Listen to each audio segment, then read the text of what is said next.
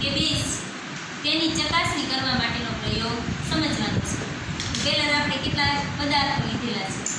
આ છે એ સાબુનું દ્રાવણ છે, આ છે એ શું છે, લીંબુનું દ્રાવણ છે, આની અંદર ટમેટાનો રસ છે અને આમાં સોડિયમ હાઇડ્રોક્સાઇડ છે. હવે એસિડ હોય બરાબર, એ સ્વાદે કેવા હોય બોલો? ખાટા સ્વાદ. ઓકે, એસિડ સ્વાદે ખાટા હોય છે. તો બધા પદાર્થો હોય એને આપણે કંઈ ચાખી શકતા નથી. એટલા માટે કોઈ પણ પદાર્થ એસિડ છે કે બેઝ તેની ચકાસણી કરવા માટે સૂચક બનાવેલા છે. આ જે સૂચક છે એ શું છે? લિટમસ પેપર છે, જે લાઇકેન નામની વનસ્પતિમાંથી બને છે. આ લાલ લિટમસ છે અને આ ભૂરું લિટમસ.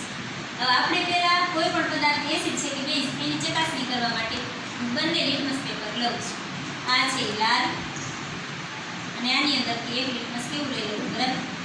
હવે હું ચેક કરીશ. ચેક કરવા માટે પહેલા હું લીંબુનો રસ છે એ એસિડ છે કે બેઝ એમાં ચકાસણી કરીશ, બરાબર? તો પહેલા એમાં હું આ લિટમસ કઈ છે લાલ એ આમાં બોલું. જુઓ તો લીંબુના રસમાં લાલ લિટમસ બોલ્યું તો કાંઈ અસર થઈ છે એવું એવું થયું, બરાબર? તો લીંબુનો રસ છે એમાં હજુ કાંઈ પરિવર્તન આવ્યું નહીં. એટલે લાલ લિટમસ ઉપર લીંબુના રસે કોઈ અસર દર્શાવી નહીં. તો મેં કયું લીધું? હવે ભૂરું. હવે એ આની અંદર બોલું છું. જો ભૂરું લિટમસ કેવું બની ગયું? નજીકથી લે. તો ભૂરું લિટમસ રહ્યું એ કેવું બની જાય છે? આ ભૂરું છે એ લાલ બની ગયું. શેમાં? લીંબુના રસમાં.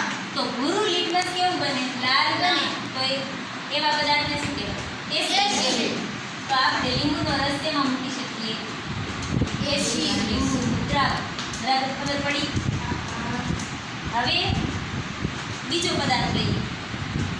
બીજા પદાર્થમાં આપણે સાબુનું દ્રાવણ લઈએ, બરાબર? એ આપણે વોચ ગ્લાસમાં લઈ લઈએ છીએ.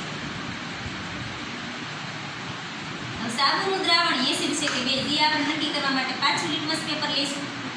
બંને લિટમસ પેપર જોવાનું કોઈ અસર દર્શાવે છે કે નહીં, બરાબર?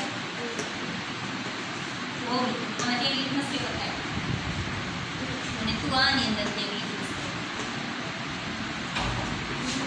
ચલો, ભૌમિક જે છે એ લાલ લિટમસ લીંબુના રસમાં બોલો.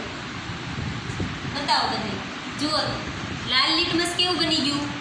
ભૂરું. અહીંયા જુઓ લાલ ભૂરું બને તો એ પદાર્થ કેવો કહેવાય? સાબુનું દ્રાવણ કેવું છે? બેઝ છે. ખબર પડી ગઈ? ચલો મૂકી દે. હવે ઈ સાબુનું દ્રાવણમાં બોલે. બતાવો.